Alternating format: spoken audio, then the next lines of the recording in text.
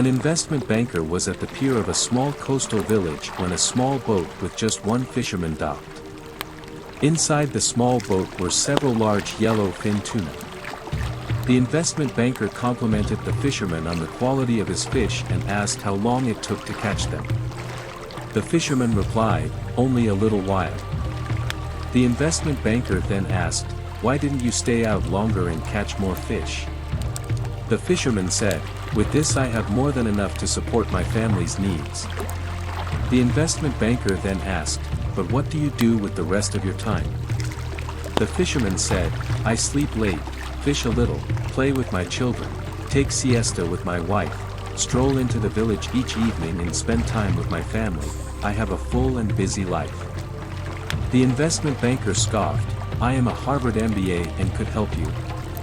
You should spend more time fishing, and with the proceeds, buy a bigger boat. With the proceeds from the bigger boat you could buy several boats. Eventually you would have a fleet of fishing boats. Instead of selling your catch to a middleman you would sell directly to the processor, eventually opening your own cannery. You would control the product, processing and distribution. You would need to leave this small coastal fishing village and move to a big town and eventually to the city where you will run your ever-expanding enterprise." The fisherman asked, "But, how long will this all take?"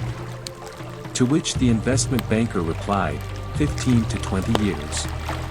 "But what then?" asked the fisherman. The investment banker laughed and said, "That's the best part. When the time is right you would announce an IPO and sell your company stock to the public and become very rich. You would make millions." "Millions? Then what?" The investment banker said, "Then you would retire.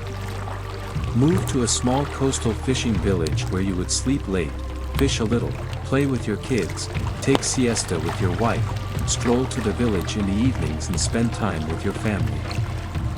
This story brilliantly illustrates the illusions we so easily fall into when pursuing wealth and financial freedom. It's equally easy to forget all the goodness we're surrounded by today. The truth is, it doesn't take a lot of money to have a truly wealthy life, but it does take contentment in what Allah has presently bestowed onto you, which truly gives us freedom.